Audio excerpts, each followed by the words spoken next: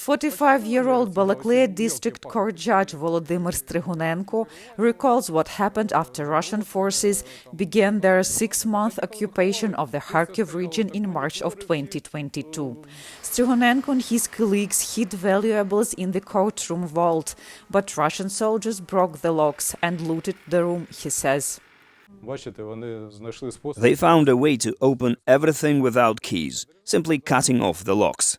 There were probably around 5 safe boxes here, and they took at least 8 large TVs, the ones used to broadcasting court sessions and video recordings. Strihunenko also says that he saw Russian forces torturing local residents. They tortured several people to death here. One was Maxim Shelikhan. He worked as a lawyer. Then, the son of our colleague, Artur Sirenko, went missing, and until this day, there's no information about his whereabouts. Strihunenko was among those the Russians captured. On June 3, 2022, an unfamiliar car arrived in his yard. 2 masked soldiers then took him to the occupied police station, where a torture chamber had been set up. There they invited the judge to hand down sentences for them. There were fresh blood stains under my feet. They offered me a job. I told them that I would not do this, that I was a Ukrainian judge.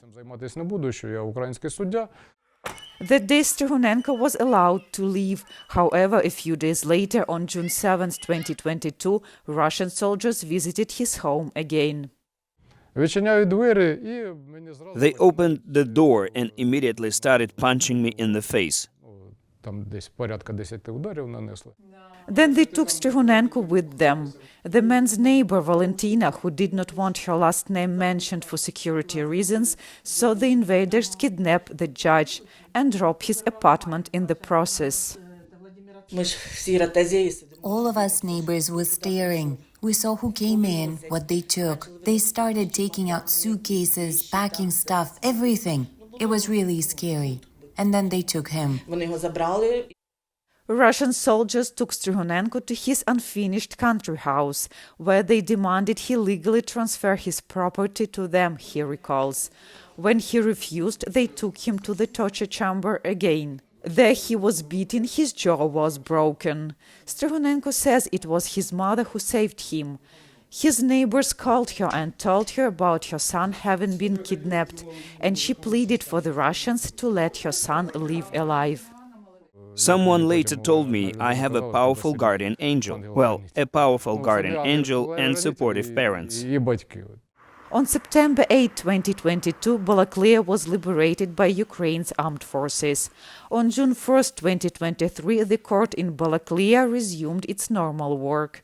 And Strihunenko is working his way through more than 1,000 cases, some of which involve crimes committed by local defectors.